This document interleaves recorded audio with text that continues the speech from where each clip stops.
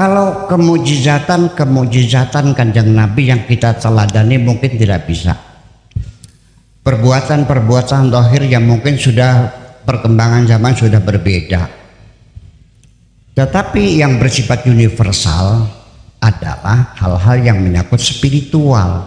Itu yang kita warisi. Makanya ini beda mukjizat Kanjeng Nabi Muhammad dengan mukjizatnya nabi-nabi yang dahulu. Saya ke Romawi, karena saya ada tujuan studi juga. Kita lagi mempelajari dialog teater di sana. Ada teater, saya bidang teater. Jadi keluar masuk ke teater. Kita melihat kolisium, ya, diantarkan oleh guide-nya. Ini tempat gladiator, manusia diadu dengan macan. Ini tempat raja mandi, ini permaisuri dandan, ini lapangan olahraga. Terus ya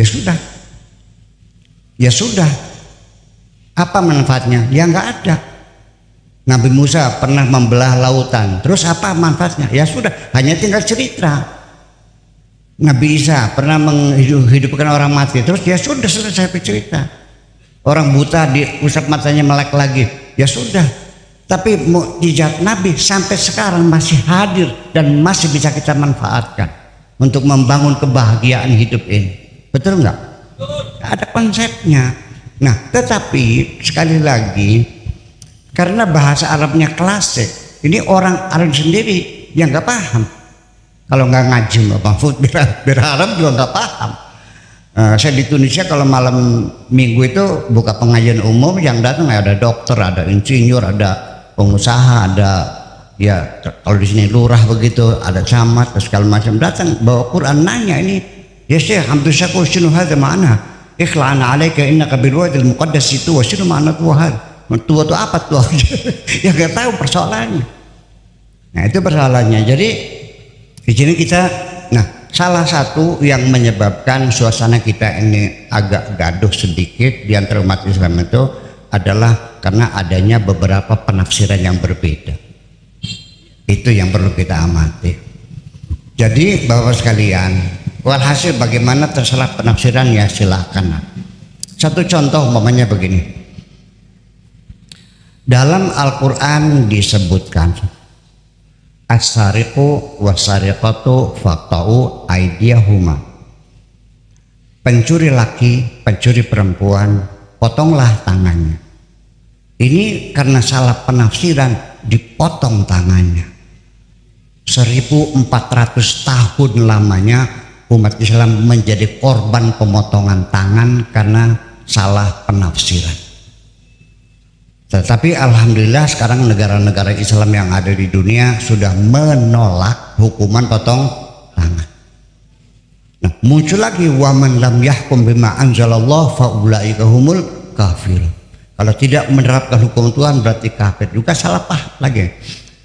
Nah, di sini mesti kita ketahui bahwa hukuman-hukuman fisik, potong tangan, rajam dan sebagainya, itu orang murtad dibunuh, orang tidak sholat dibunuh, apalagi orang tidak bayar zakat dibunuh.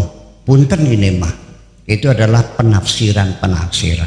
Dalam Al-Quran tidak ada orang tidak zakat dibunuh, tidak ada orang tidak sholat dibunuh, nggak ada. Itu hasil pemikiran para ulama fikih. Dan fikih sendiri sebetulnya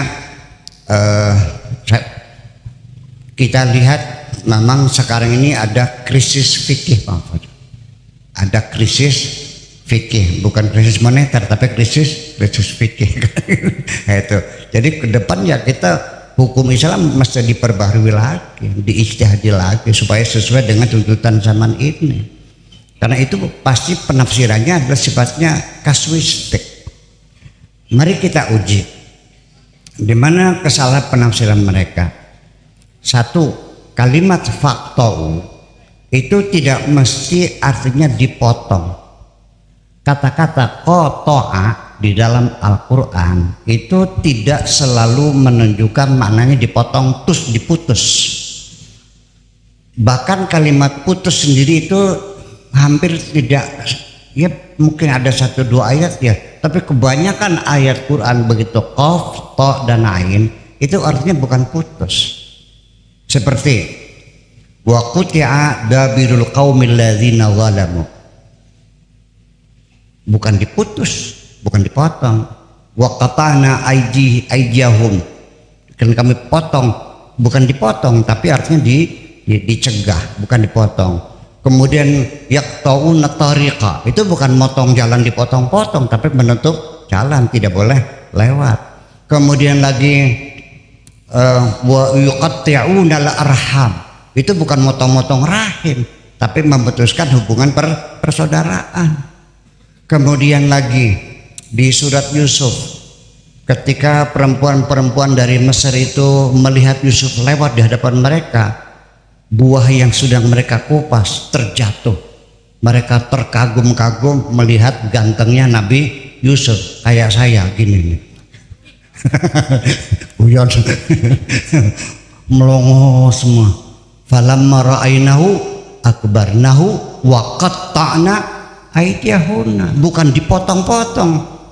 Pisaunya sedang mengupas buah apelnya jatuh, wa qatta'na aydiyahunna, dipotong atau tersayat. Nah itu dia persoalannya. Itu satu, mereka gegabah. Ya udahlah, semoga Allah mengampuni kita semuanya itu. Tapi korban sudah lewat kan? Berapa banyak tangan yang dipotong? Kemudian